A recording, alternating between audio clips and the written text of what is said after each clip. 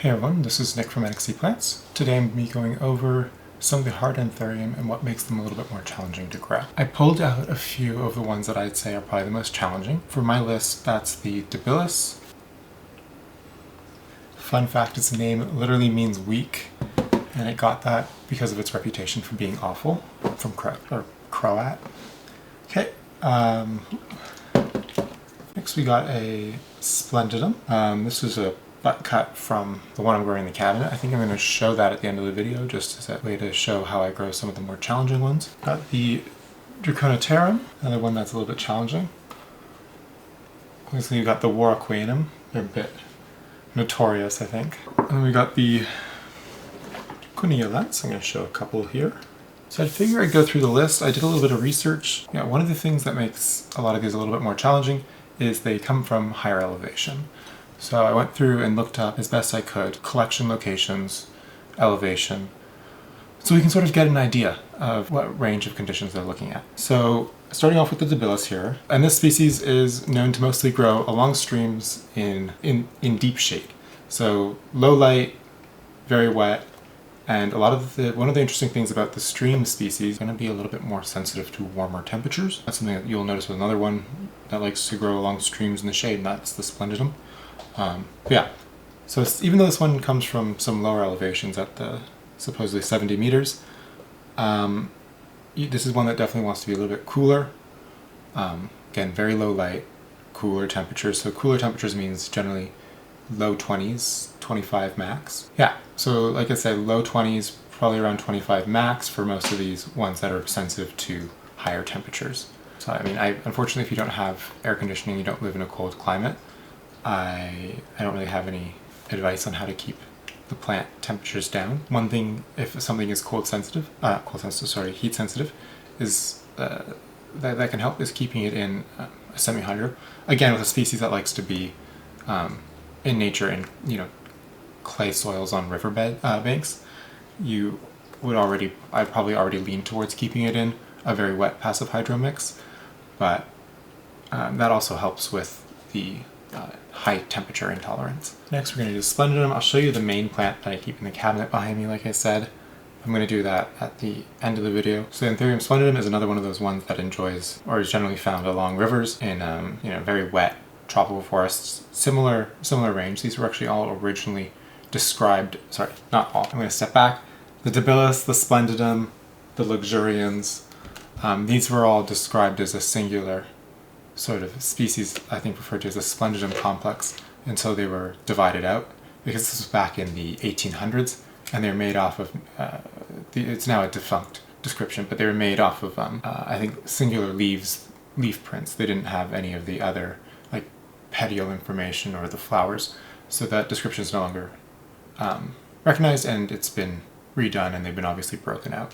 But yeah, this is another one that is from Western Colombia, and the specimen I saw from Croat's paper, it was Croat and Gaskin. They collected the specimens between 280 and 350 meters in wet tropical forests along streams, and again, deep shade. So that means low light, cooler temperatures, incredibly moist, and so that's the conditions I try to replicate. I have this one actually in an aeroid mix, but if I hold it up to the camera, you can see it's like completely sopping wet, and very happy it's growing a new leaf. Got nice roots, and I keep it also in a bin, so no airflow, very 100% humidity, and cool temperatures, because my living space generally sits between 20 and 23 degrees during the day. The tents sit a little bit warmer because the grow lights and all the heat in there, but these bins don't get that warm. I should say, very similar conditions. I keep these guys in the same bin actually. So maximum daytime temperature I'd say is below 25 degrees. Now they definitely have gone above that, just because sometimes if there's a heat wave I might not be running the air conditioning. I usually try to keep the temperatures down a little bit, so I'll have the blinds closed and stuff. But they've definitely gone close to 30 degrees, but the temperatures then drop. As I was saying, these guys can definitely go a little bit warmer, but a big thing is making sure that it's not for an extended period of time, and especially that nighttime temperatures do come down. Another thing you can do if you have those little bit warmer temperatures is making sure it is always has sufficient moisture in the root system and it has as much ambient humidity as possible. Both those things are going to help the plant with staying in good shape while dealing with a bit warmer temperatures. Okay, so next one I want to talk about is the Anthurium draconitarum, and this one is from Southwest Colombia, and the specimen I saw for the description, it was collected at 1100 meters. So that is about as much information as I could track down about this one. Like, it had the location and stuff, but 1100 meters in Southwest Colombia. So this one is definitely gonna be one that wants more of those cloud forest conditions. That's the cool, very humid. It explains why a lot of people generally have problems with this one. Fortunately, right now it's holding on to 2 leaves, and this one, you can see it's starting to get a little bit crispy. It's been pretty good grower for me this time around. First time I grew this plant, it was actually a cutting of this exact same one because I got it both times from a friend. Yeah, the first time I got a piece, it put out 1 leaf and then it sort of rotted, and it rotted all the way to death. And I think I attributed that mostly to too much airflow. I had it across on a shelf from a fan, and I think that was just simply too much. So the second time around growing it, I put it on the top shelf behind some plants in the main tent. So it lives actually behind the Warocqueanum here. You can see pretty low light, but it doesn't seem to mind. And normally I would advise that a plant from high elevation you keep lower down, just because it'll be a few degrees cooler than something like a top shelf. But like I was saying, my tents don't really get all that crazy hot, even in summer.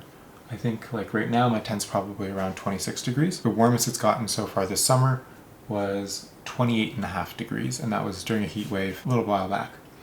Yeah. So this one is definitely like, my only tip would be, keep it in a very wet, like passive hydro medium, and as high humidity as you can manage with relatively low airflow, and it does seem to do okay. And that's pretty exciting because this species does hybridize in with cardio, so it might be fun to do some things with. It has a pretty interesting flower. It's like might want to call it purple. I don't know, it's not like a very saturated purple from the pictures, but it looks like a vaguely purpley flower, so pretty cute. Next one I want to talk about is the Anthurium Warocqueanum. The Warocqueanum ranges from lowland up to 1400 meters. This is pretty, it's pretty interesting that it's found all the way down it's found at such a range. Yeah, so I think one of the things that makes it difficult is it does enjoy those sort of cloud foresty conditions. So that means, like I said again, like the cooler temperatures and the higher humidity, it definitely tracks. I think this one probably is another one of those species that is happiest in the, low to mid 20s. And again, in very high humidity. I'm very happy with how this one grows. It's a very well-behaved queen. This is an emergent leaf right here. It's nice and floppy. And it's been resting on the top of the tent.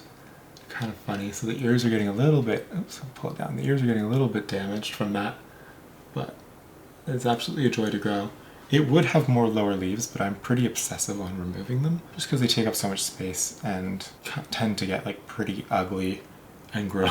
I'd rather just clear up the space. Actually got an inflow right now too. Poke it out right there. Pollinated it with BVEP. I don't know if it's taken. I doubt it will. But I had some fresh BVEP pollen and the inflow was receptive, so I decided I would give it a go. I'm gonna just crush that leaf. Yeah, see, it's quite a big plant. And this one I got as like a large seedling, like a year and a half ago. So it sizes up pretty quickly. It's flowering fast. It's definitely like a very good growing plant. See how like little stem there is back there supporting this huge plant. I'd say it's definitely one of those species that's a little bit hard to keep looking perfect, but is pretty happy chugging along in just about any condition. I think that's one of the things people like appreciate about the queens is you can even grow them, in ambient if you're willing to put in the work and you're patient through the ugly phases it acclimates to the environment. Next up I want to talk about is Anthurium dressleri. So this one's from the Panama tropical wet forest all the way up to the premontane rainforest. So that's 100 to 500 meters. These guys are again found in pretty deep shade usually, and they're not the biggest fans of lots of light. As you can tell, like this one's growing in a pretty dark spot. I'd say definitely below 60 ppfd, maybe just around there. I haven't measured in a while, but it was between 40 and 60 the last time I measured, in a variety of spots around where this guy's potted up. And then this one I've got growing in a bin under very bright light, which is why it's all bleached out. You can see the pretty emergent color there.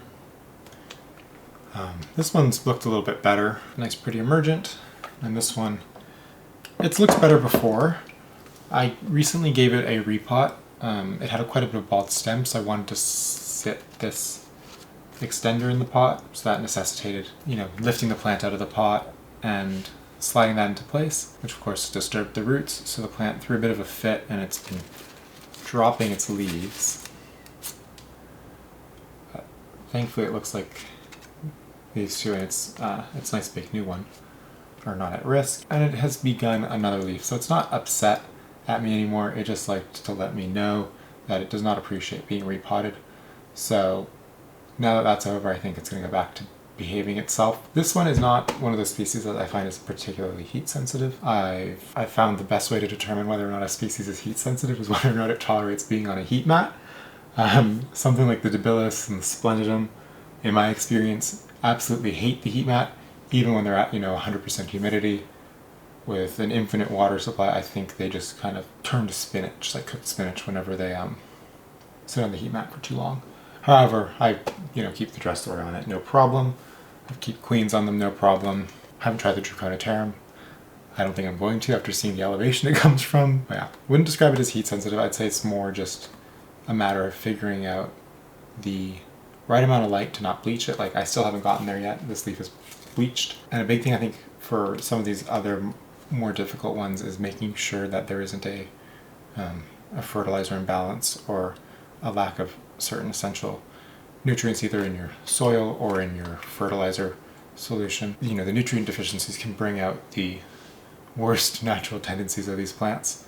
So something like, something as simple as a lack of silica could be the reason why you're having a hard problem with the plant. And with things like Dressleri and Cuneolens, which I'm going to talk about next, they're known for being a little bit more temperamental. Like I said, I haven't had that experience with the Cunea, which I'm going to talk about later, but I also haven't had too much experience with the Dressleri being temperamental. I, for a time, was growing this thing when it was a fresh seedling even, just in the tent normally as I would any of the full-grown ones. I did eventually move it to higher humidity just to speed up the growth, but it definitely was completely fine growing just in the tent normally. And that's obviously how I grow this one now. I'd say one other thing about the Dressleri is they're definitely on the slower side. Same with the Queen. I don't know how much faster I could potentially get either of them growing, but they certainly take a really long time to harden the leaves. I find there isn't really much time between leaves, but just that the leaves take them a really long time to form. Same with like the Queen, how it just takes forever for the new leaf to fully expand and harden. Otherwise, I think if you're feeling you have the Dressleri itch and you want to give it a go, I definitely wouldn't say it's hard or impossible. I think it's one that could very realistically be a good intermediate species to experiment with, especially given their wider availability these days. Lastly, I wanted to talk about Cuneolens. Reason they're on this list, I personally haven't had issues with them, but I know this is a species that a lot of people have tremendous problems with. So one of the things, that sort of comes up is, I'd say, what are the sort of things that I do differently? And one of the things I do differently from a lot of people is the wicking self-watering pots.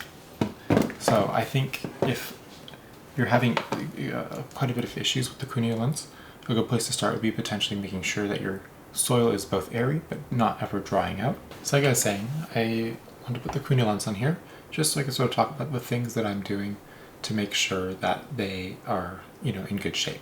So one of the first things I'd say is nailing the airy substrate that's consistently moist aspect of growing Anthurium, and I feel like if you are able to figure out how to do that, it's sort of like the magic breakthrough needed to grow a lot of these. Challenging compared to, like a golden pothos, but I'd say definitely not impossible. Certainly not if you have the ability to increase the ambient humidity like a tent or a cabinet. In my experience, I say they grow about as well as a pap, which I know is probably driving a lot of you crazy. These are both crosses of Paul Marcellini 5, Paul Marcellini 5 crossed with Paul Marcellini 3. So those are just, R.A. Cunha, pre his personal numbering. Oh, and the reason that matters is, they're not, they're not an Excel for excessively inbred. So you're starting with, good vigorous genetics. I have experience propping them as well. And even single node cuts didn't crash on me. They rapidly grew new leaves, and I'd say that it sort of matches my experience growing them from seed as well. They grow pretty rapidly. They size well. I'd say they're not too temperamental. Yeah, keep in mind that I do a bunch of things because the way I've sort of figured out my plant care is through like watching a bunch of really talented growers, and of course in my own care experimenting with solutions whenever I have a problem plant. So the way I like to grow is I figure out like what plant is having an issue, what is the root of that issue, and then I try to apply that to all my plants so that I don't have problems down the road. I sort of view ones that show problems as like canaries in the coal mine, if you will. Sometimes you can eliminate its individual plant is crashing. I find that's a good way to really level up the plant care for the rest of the plants. But yeah, so anyways, like I was saying, I definitely recommend Cuniolens. They're a pretty fun plant to grow. They're nice and small. These guys are about cataphyll size. So, that's obviously not full grown. They're going to get quite a bit bigger. But, once they hit cataphyll, they usually size up pretty rapidly. About that big. Definitely a good species to try out if you're looking for one that, can grow really well under the right conditions. And now I'm going to join you as a disembodied voice to do the cabinet. I'm over here now with the cabinet open. You can see my shoulder probably poking in and out of frame. So here is where I have my main splendidum. There's obviously going to be a size decrease with the repot to the new environment and with getting its lower nodes and all its leaves and roots chopped off. But yeah, I've just got it potted straight into the bottom here. I don't have any plans of removing it from this cabinet. It's a pretty small species, and I really sort of made this cabinet for it. Got another corrugated Anthurium in here. This one, definitely probably the hardest Anthurium I've ever grown. It crashed entirely back to 2 nodes, and that's managed to regrow here in the cabinet.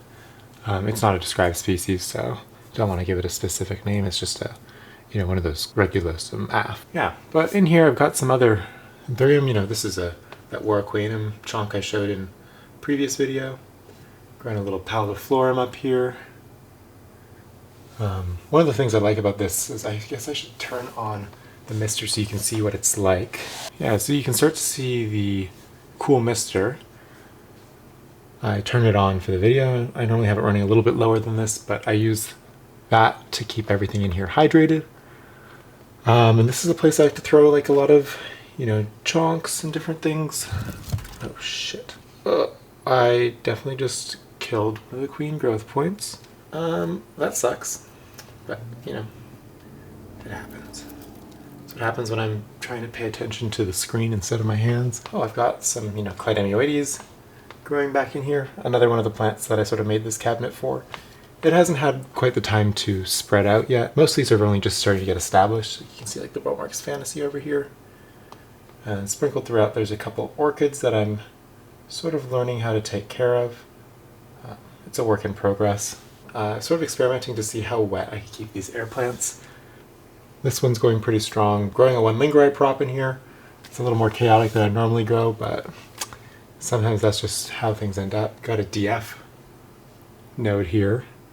Yeah, so that's one of the reasons why I love this cabinet, is I can just throw in these rootless nodes everywhere, and they just are sort of able to take off because of the really high humidity. And it also works great for these sort of more temperamental corrugated Anthurium. They're able to get the cool mist with low airflow that this cabinet provides.